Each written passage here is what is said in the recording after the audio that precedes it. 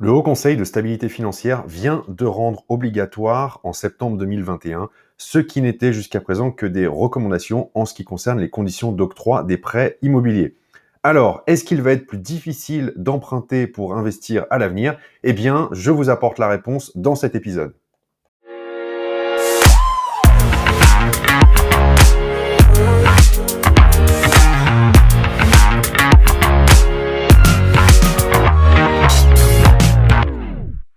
Bonjour et bienvenue dans ce nouvel épisode. Je m'appelle Julien Loboda, je suis investisseur depuis 2012 et dans ce podcast, je vous aide à créer votre liberté avec l'investissement immobilier. Alors, il se passe des choses en ce moment dans le monde du financement immobilier et nous allons voir dans cet épisode quelles sont les nouveautés et surtout comment faire pour continuer à emprunter en 2022. Alors, on va commencer par un petit rappel historique. Fin 2019, le HCSF, qui est le Haut Conseil de stabilité financière, a émis un certain nombre de recommandations destinées aux banques pour encadrer davantage les conditions d'octroi des prêts immobiliers. Un an plus tard, les conditions ont évolué dans le bon sens, tout en ne restant que des recommandations, à savoir le taux d'endettement passait de 33 à 35%, mais en intégrant l'assurance emprunteur. La durée d'emprunt passait de 25 à 27 ans en incluant 2 ans de différé. Et le taux de dossiers accordés qui pouvaient échapper à ces recommandations passait de 15% à 20% du total des financements acceptés par les banques.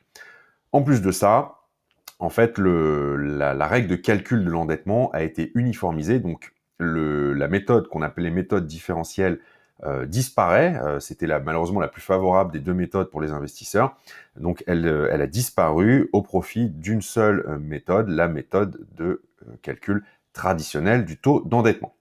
Alors, quels sont les changements qui vont intervenir en 2022? Eh bien, à partir du 1er janvier 2022, ces recommandations vont devenir des obligations. Ça signifie que toutes les banques devront impérativement respecter ces contraintes sous peine de se voir infliger des sanctions de type blâme ou des sanctions pécuniaires. Donc l'idée qui émerge, enfin l'idée derrière cette obligation, c'est d'encadrer davantage le prêt immobilier en imposant des normes communes à tous les organismes de financement. Et le HCSF, en fait, avec cette obligation, veut éviter que les emprunteurs ne se retrouvent en situation de surendettement. Et le but, c'est de protéger à la fois les emprunteurs et les banques. Alors, bien sûr, les différents professionnels du financement ne le voient pas forcément du même œil. Ils craignent surtout que les banques réduisent de façon très importante le nombre de dossiers acceptés, de peur de se prendre des sanctions. Et du coup, comment faire pour continuer à investir en 2022? Eh bien, en réalité, il n'y a pas grand-chose qui va changer avec ces nouvelles obligations. Parce que, en fait, la plupart des banques, elles jouaient déjà le jeu des recommandations. Il n'y en a que quelques-unes qui n'appliquaient pas encore ces recommandations, qui continuaient à faire bande à part, mais les choses vont être uniformisées. Et donc, finalement, si vous avez fait une demande de financement sur les 2 ou 3 dernières années, vous allez voir que ça va être plus ou moins la même chose. Par contre, il est évident que plus que jamais, il est primordial d'avoir un excellent profil et un excellent dossier.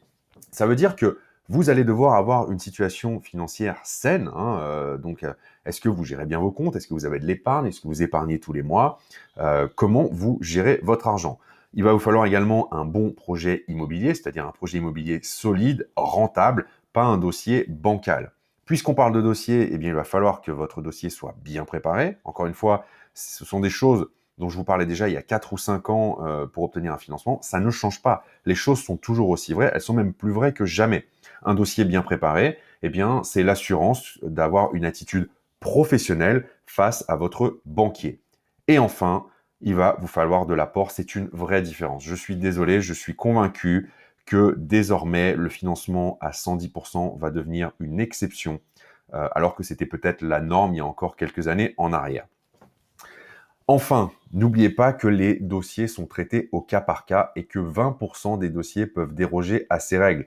Les banques restent des commerçants qui n'ont pas forcément envie de laisser passer un bon client et donc, eh bien, maximiser tous les aspects de votre dossier pour le présenter sous son meilleur jour et ainsi eh bien, obtenir un oui de la part du banquier.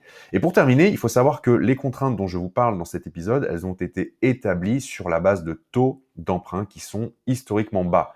Il est évident que si les taux viennent à remonter à l'avenir, il ne fait aucun doute que le HCSF modifiera les critères d'attribution des prêts immobiliers. Voilà ce que je voulais partager avec vous dans ce nouvel épisode. Merci à vous de l'avoir écouté jusqu'au bout et je vous dis à très vite pour un nouveau podcast. Ciao!